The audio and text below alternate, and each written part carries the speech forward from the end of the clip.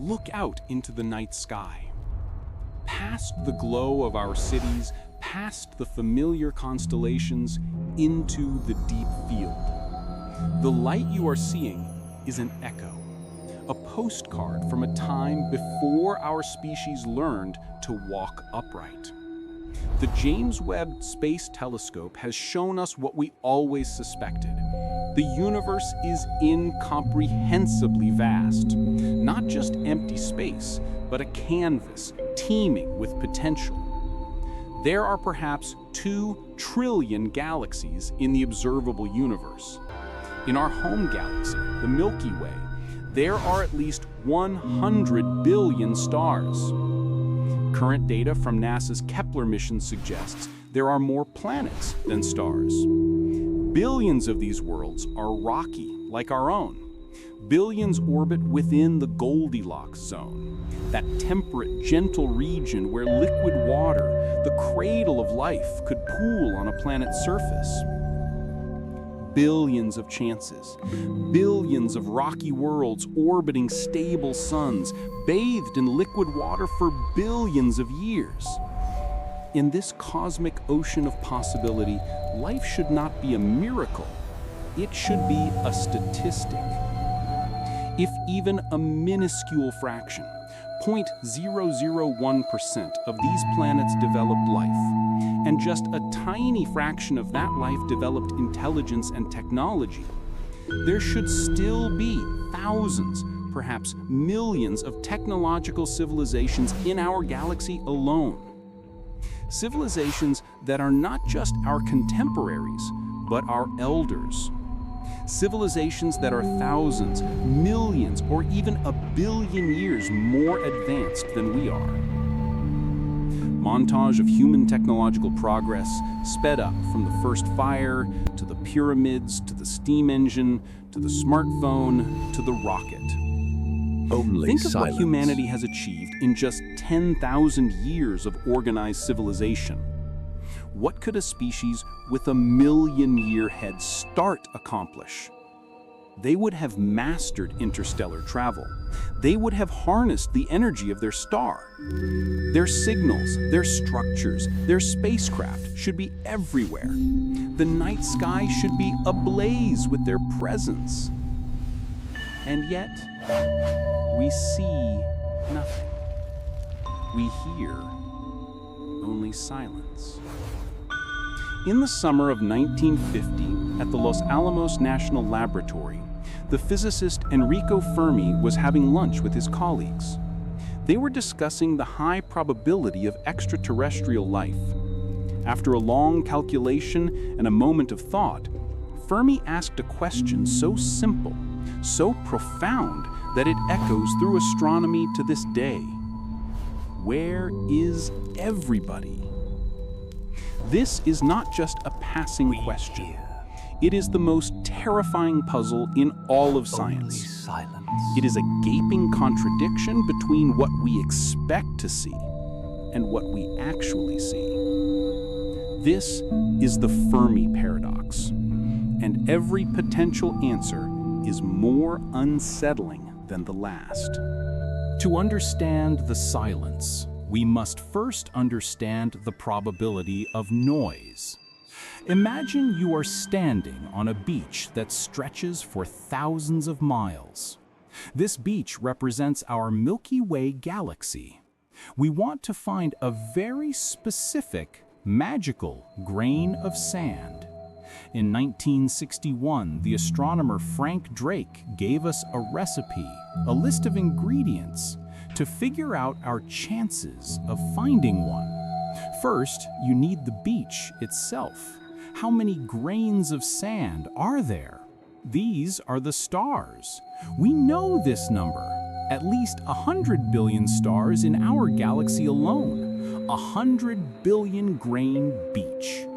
Second, what kind of sand are we looking for? We need rocky planets, not just balls of gas. The Kepler Space Telescope has given us the answer. Almost all stars have planets. The beach is literally full of sand. Now, the recipe moves from astronomy to biology. On how many of those wet grains of sand does moss, life, actually begin to grow? This was a total unknown. But on Earth, life appeared almost instantly in our planet's history, as soon as the crust cooled. This suggests the moss wants to grow.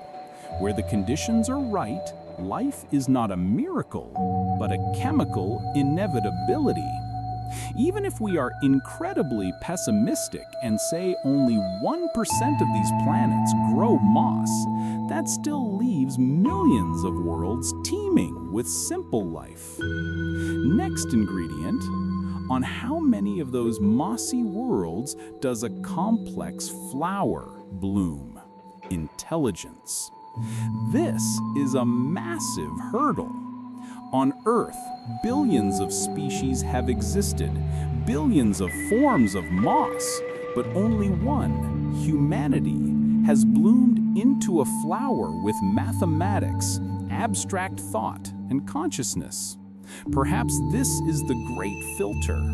But even if it happens on just 1 in 1,000 life-bearing worlds, that still leaves thousands of intelligent civilizations in our galaxy. And what fraction of those flowers learn to glow? How many develop technology like radio, visible to the rest of the beach? We can only assume that if you have intelligence, technology will follow. This brings us to the final and most terrible ingredient in the recipe. How long does the flower glow? This is L, the lifetime of a technological civilization. How long do they survive, broadcasting their presence before they burn themselves out? Do they last 10,000 years, a million, or just a few hundred? Long enough to discover nuclear power and artificial intelligence, and then, in a bright, final flash, go dark forever. This is the core of the paradox. When you run the numbers for this cosmic recipe, even with the most pessimistic, conservative assumptions, the beach should not be dark. It should be a glittering garden of light, thousands of glowing flowers, all visible to us. And this leads to the second part of the problem, the Kardashev scale. In 1964, Soviet astronomer Nikolai Kardashev proposed a method for classifying advanced civilizations based on their energy consumption. A Type 1 civilization has mastered all the energy available on its home planet. Humanity is currently around a Type 0.7 on this scale. We are not even a Type 1. A Type 2 civilization has mastered all the energy of its host star. They would be capable of building a Dyson sphere or a similar megastructure to capture 100% of their sun's output. Such a structure would be so massive it would block the star's light and radiate waste heat in the infrared spectrum. We should be able to detect it. A Type 3 civilization has harnessed the energy of its entire galaxy. Its capabilities are, to us, godlike. They would be able to manipulate stars, colonize billions of worlds, and alter the very structure of the galaxy itself. The paradox is this: a Type 3 civilization would be unmissable. Its presence would be written into the cosmic landscape. Yet, when we scan the heavens, we see no stellar engineering, no infrared signatures of Dyson spheres, no galactic scale anomalies. And time is the engine of this problem. The Milky Way is 13.6 billion years old. Our solar system is a relative newcomer at 4.5 billion years. There have been billions of years for other civilizations to arise, evolve, and reach Type 2 or Type 3. If even one civilization had emerged just 1 million years before us, a cosmic blink of an eye, they would have had time to colonize the entire galaxy, even at slow, sublight speeds. And still, silence. This silence demands an explanation. The answers fall into 3 stark categories. Category 1, they do not exist. Category 2, they exist, but we cannot see them. Category 3, they exist, and they are hiding. The first set of answers, perhaps, is the most profound and the most lonely. They are not here because there is no one to be here. We are the first. We are unique. This is the hypothesis of the Great Filter. The concept proposed by economist Robin Hanson is simple. Somewhere between the origin of life and a Type 3 galactic civilization, there exists a barrier, a great filter, a challenge so immense that nearly every form of life that encounters it fails. The question is not if the filter exists. The question is where it is. Filter 1. The filter is behind us. We are the first. This is the optimistic but lonely solution. We have already passed the great filter. Perhaps the filter was abiogenesis, the initial spark of life from non-living chemistry. Or perhaps the filter was the leap from simple prokaryotic cells to complex eukaryotic cells, a process that took nearly 2 billion years on Earth. Or perhaps, as we discussed, the filter was the evolution of intelligence itself. A brain complex enough to ponder the universe may be a 1 in a trillion evolutionary accident. If this is true, it places a profound responsibility upon us. We are the firstborn of the cosmos, the galaxy's only thinking mind. If we fail, the universe's brief experiment with consciousness may end forever. But there is another, far more terrifying possibility. Filter 2. The filter is ahead of us. We are doomed. This is the darkest solution to the Fermi Paradox. The great filter is not in our past. It is in our future.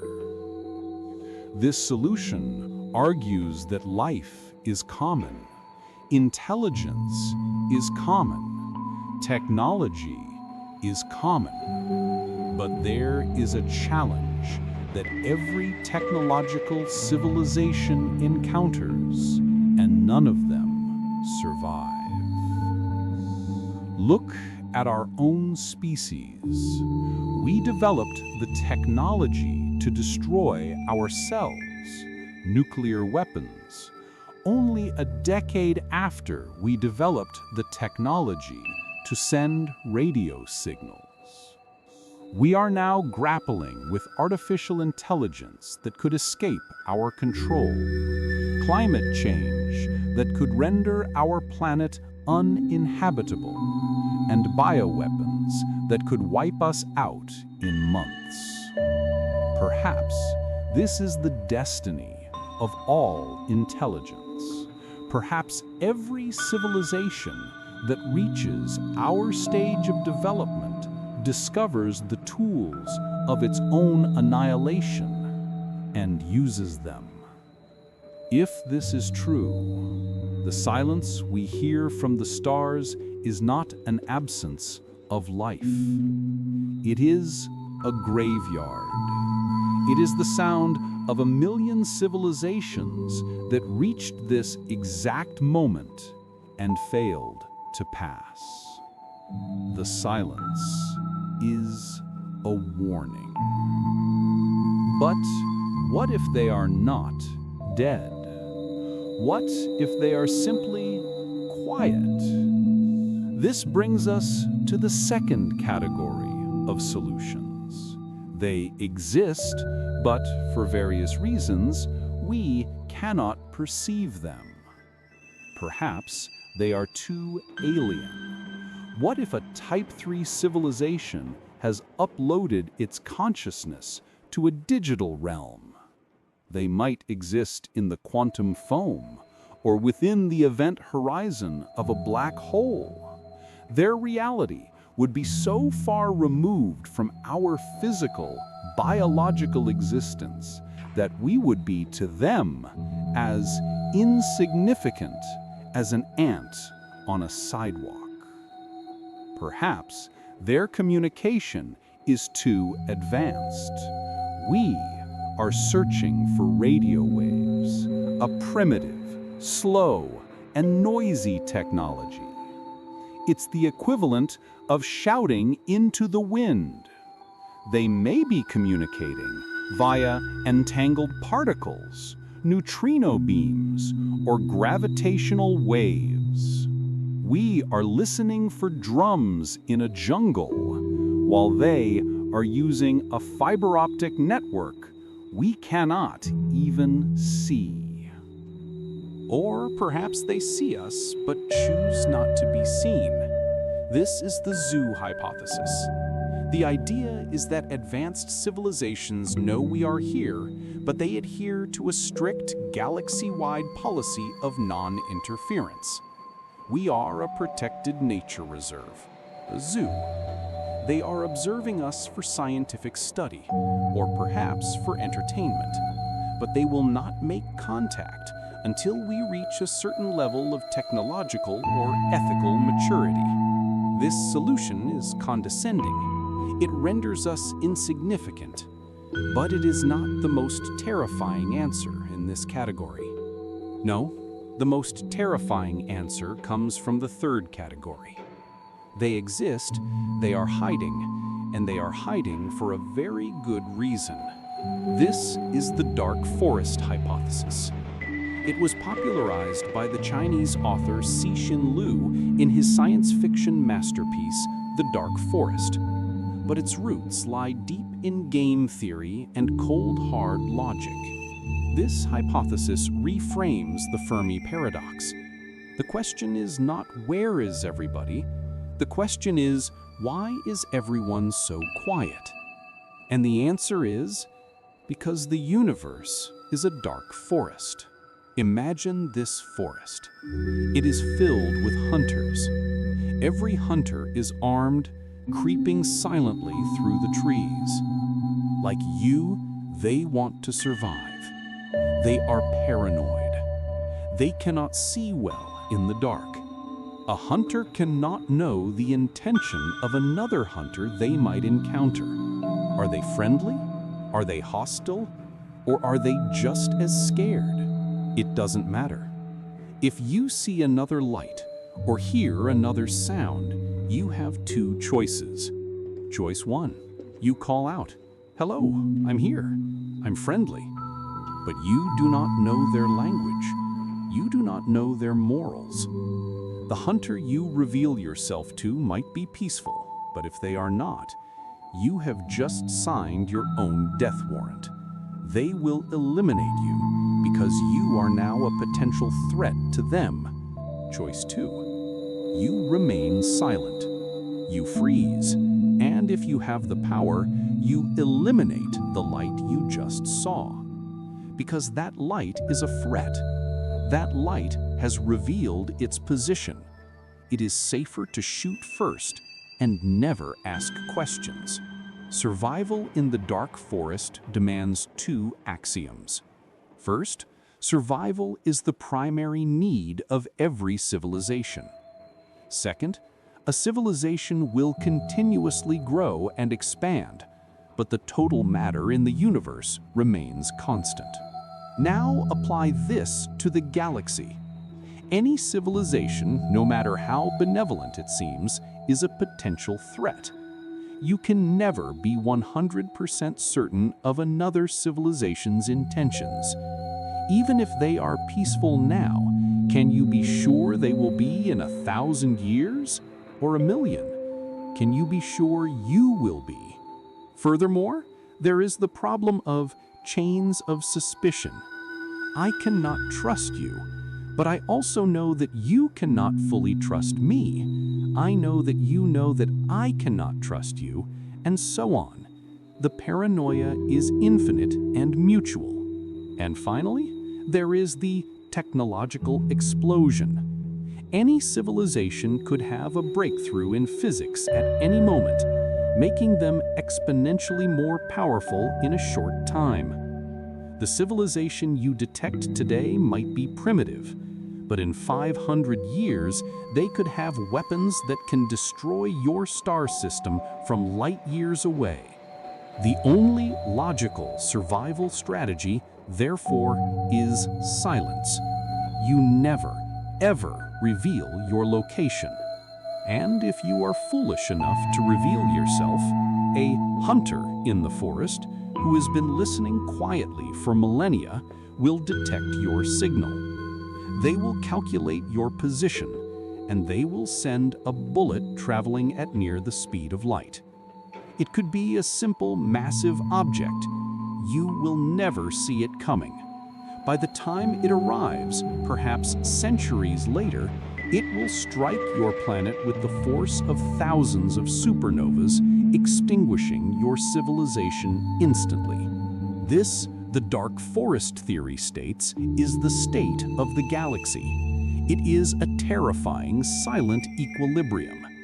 Everyone is listening. No one is transmitting. The civilizations that are still alive are the ones who learned to hold their breath. For the last 100 years, humanity has been screaming into the forest. We are the naive, noisy child that just wandered into the hunting ground. If this hypothesis is true, the silence of the night sky is not empty. It is a sign that the forest is full. It is the tense, watchful silence of predators and prey. And we have just lit a bonfire. It may be that the great filter is not a technological barrier. It is this simple, brutal act of cosmic natural selection. The civilizations that survive are the ones who learn to shut up before something else shuts them up. Perhaps a signal is already on its way. Perhaps the hunter is merciful, and our signals simply haven't been noticed yet. There are other, less terrifying possibilities. Perhaps the dark forest is not the answer. Perhaps the answer is simply impractical. This is the aestivation hypothesis, proposed by philosopher Anders Sandberg. This theory suggests that the universe is currently too hot for advanced digital civilizations. A super-advanced civilization's most valuable resource is not energy, but computation. And computation generates waste heat. In a warm universe like the one we live in now, this heat limits efficiency. The logical solution? Go to sleep. Aestivate. They have converted their biological selves into digital information, built supercomputers, and are now lying dormant, sleeping for trillions of subjective years. They are waiting for the universe to expand and cool down in the far future. In that cold, dark era, the laws of thermodynamics will allow for computations so vast they could experience more thought and more life than in all the history of the universe combined. We don't hear them because they are all asleep, waiting for the real age of the universe to begin. We are just the fleeting, noisy biology that lives and dies in the cosmic morning before the true thinkers have even woken up. So, where does this leave us? The Fermi Paradox is not a simple riddle. It is a mirror. Every solution we propose reflects our own hopes, our own fears, and our own limitations. If we are the first, we have an awesome responsibility. If we are doomed, we have a desperate challenge. If we are in a zoo, we are irrelevant. If we are in a dark forest, we are in terrible danger. If we are simply too early, we are just lonely. The silence is the loudest sound in the universe. But what is it saying?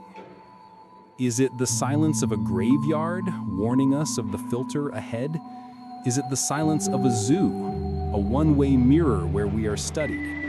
Is it the tense, calculated silence of the dark forest? Or is it perhaps just the silence of an empty home, waiting for the first child to speak? We do not know, and that is the most unsettling part of all.